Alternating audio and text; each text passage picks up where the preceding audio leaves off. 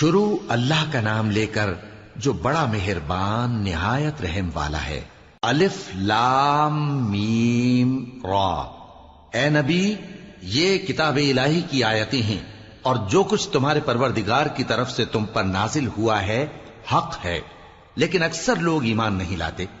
اللہ وہی تو ہے جس نے ستونوں کے بغیر آسمان جیسا کہ تم دیکھتے ہو اتنے اونچے بنائے، پھر عرش پر جلوہ افروز ہوا اور سورج اور چاند کو کام میں لگا دیا۔ ہر ایک میعاد معین تک گردش کر رہا ہے۔ وہی دنیا کے کاموں کا انتظام کرتا ہے۔ اس طرح وہ اپنی آیتیں کھول کھول کر بیان کرتا ہے کہ تم اپنے پروردگار کے روبرو جانے کا یقین کرو۔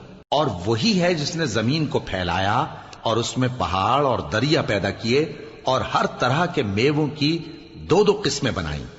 وہی رات کو دن کا لباس پہناتا ہے۔ غور کرنے والوں کے لیے اس میں بہت سی نشانیاں ہیں۔ اور زمین میں کئی طرح کے قطعات ہیں ایک دوسرے سے ملے ہوئے، اور انگور کے باغ اور کھیتی اور کھجور کے درخت، بعض کی بہت سی شاخیں ہیں اور بعض کی اتنی نہیں ہوتی، باوجود کہ پانی سب کو ایک ہی ملتا ہے۔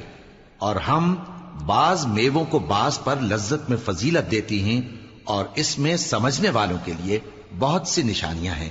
اگر تم عجیب بات سننی چاہو تو کافروں کا یہ کہنا عجیب ہے کہ جب ہم مر کر مٹی ہو جائیں گے تو کیا اثر نو پیدا ہوں گے؟ یہی لوگ ہیں جو اپنے پروردگار سے منکر ہوئے ہیں، اور یہی ہیں جن کی گردنوں میں طوق ہوں گے، اور یہی اہل دوزخ ہیں کہ ہمیشہ اس میں جلتے رہیں گے۔ اور یہ لوگ بھلائی سے پہلے تم سے برائی جلدی سے مانگتے ہیں، یعنی طالب عذاب ہیں، حالانکہ ان سے پہلے عذاب واقع ہو چکے ہیں۔ اور تمہارا پروردگار لوگوں کو باوجود ان کی بے انصافیوں کے معاف کرنے والا ہے، اور بے شک تمہارا پروردگار سخت عذاب دینے والا ہے۔ اور کافر لوگ کہتے ہیں کہ اس پیغمبر پر اس کے پروردگار کی طرف سے کوئی نشانی کیوں نازل نہیں ہوئی؟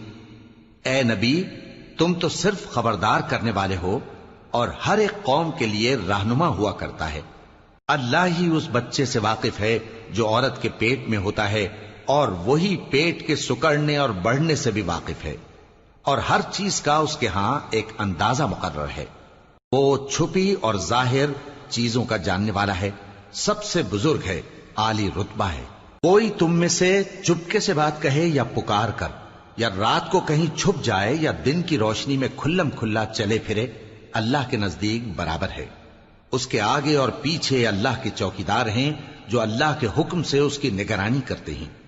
اللہ اس نعمت کو جو کسی قوم کو حاصل ہے نہیں بدلتا جب تک کہ وہ اپنی حالت کو نہ بدلے، اور جب اللہ کسی قوم کے ساتھ برائی کا ارادہ کرتا ہے تو وہ پھر نہیں سکتی، اور اللہ کے سوا ان کا کوئی مددگار نہیں ہوتا۔ وہی تو ہے جو تم کو ڈرانے اور امید دلانے کے لیے بجلی دکھاتا اور بھاری بھاری بادل پیدا کرتا ہے، اور رعد اور فرشتے سب اس کے خوف سے اس کی تسبیح و تحمید کرتے رہتے ہیں۔ اور وہی بجلیاں بھیجتا ہے، پھر جس پر چاہتا ہے گرا بھی دیتا ہے، جبکہ وہ اللہ کے بارے میں جھگڑتے ہیں، اور وہ بڑی قوت والا ہے۔